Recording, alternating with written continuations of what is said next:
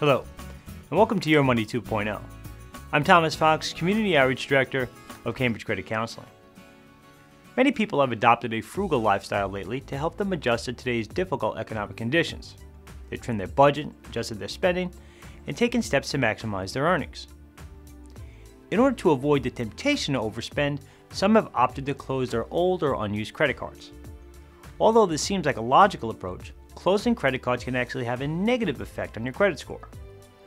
Regardless of an account status, whether positive or negative, closing that account can cause a score to drop.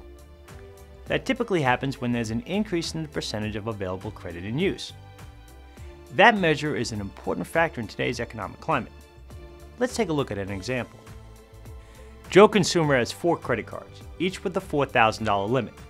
That means Joe has a total of $16,000 in available credit.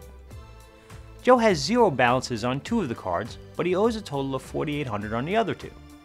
That means he's currently using 30% of his available credit. That's the $16,000 in available credit divided by the $4,800 he owes. Joe feels that 30% is a bit high, and he may have a point. Someone advises him to close the 2 credit cards that have no balances. At first, this doesn't appear to be a bad idea. Joe wasn't using the cards in the first place, but he's going to discover that closing the cards will have an unintended effect on his credit profile. When Joe closes the 2 accounts, he reduces his available credit to just $8,000. Though he's less at risk to incur any debt beyond his comfort level, he also may have jeopardized his ability to secure financing that may be necessary for any other goals he has. Remember, Joe had outstanding balances totaling $4,800. When you divide the available credit by the total amount he owes, the percentage of credit Joe is using skyrockets to 60%. This increase can be a red flag to lenders, so Joe may want to rethink his strategy. Even if he decides not to close his cards, his bank may decide to do so for him.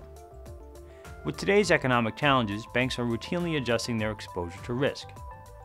Some banks have reduced their clients' credit lines, while others have closed accounts that have been inactive for some time. Either of these scenarios may adversely affect the percentage of credit in use. Further complicating matters is the age of a card someone chooses to close. The amount of time an account has been open is a factor in credit scores. A longer positive history is beneficial to credit scores, therefore closing an older account that's in good shape could impact your score. It's difficult to predict precisely how much this will affect your score. That's because the scoring formula weighs everything in a person's credit history in relation to each other at a given moment. So, for one person, closing an older account can represent a higher risk than it does for another person, simply because of the unique nature of their overall credit report. If you absolutely want to close a card, or if you've discovered that your creditor has already done so, there are a few things you want to do. First, if the account is still open, break out the calculator and determine the effect that closing the account will have on your percentage use of available credit. Next, check your credit report to ensure that the accounts have been marked as closed and to determine whether there are any errors. Also, destroy your canceled credit cards to prevent someone else from stealing them and attempting to reopen the account. Well, that's it for this edition. As always, we welcome your feedback and ask for your thoughts and suggestions by emailing us at yourmoney2@cambridgecredit.org. Thank you for watching. Until next time, I'm Thomas Fox for Cambridge Credit Counseling.